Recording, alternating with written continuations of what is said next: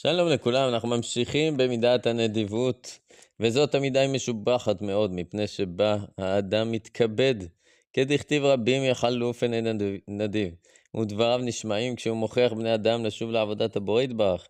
אם הוא צריך לעזרה, הכל יעזרו, והכל בשלום עמו. אדם שהוא נדיב, אוהבים אותו, שומעים למה שהוא אומר, וכך הוא יכול גם לקרב אנשים לקדוש ברוך הוא ולתורה. ודע שהמתנה במקום שהיא ראויה, כגון צדקה לעניים, יראי השמיים. אותה המתנה היא מטמון ספון שאינה נאבדת באריכות הימים. אך היא עומדת כל הימים. וזוהי כוונת שלמה המלך עליו השלום שאמר, שלח לחמך על פני המים, כי ברוב הימים תמצאנו. ופשט הפסוק דיבר על הנדיבות, כי מי שזורע חסד קוצר תבואתה.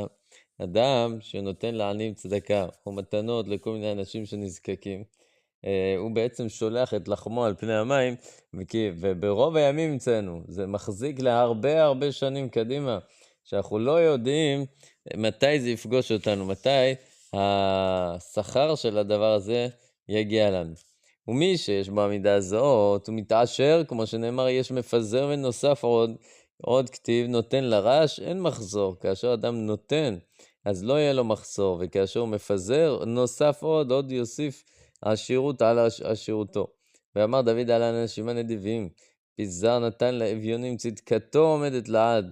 והמידה החשובה הזאת, הלוואה היא אצל הבורא יתברך, שנאמר, מלווה השם חונן דל. כלומר, נותן צדקה לעניים, מי שדואג לדלים ולאביונים, הוא לכאורה כאילו מלווה לקדוש ברוך הוא, וכמו אתה מלווה למישהו, הוא חייב להחזיר לך, ככה גם הקדוש ברוך הוא משיב טובה תחת טובה למי שעוזר לעניים. שיהיה לכולם יום טוב, בשורות טובות, ישועות ונחמות.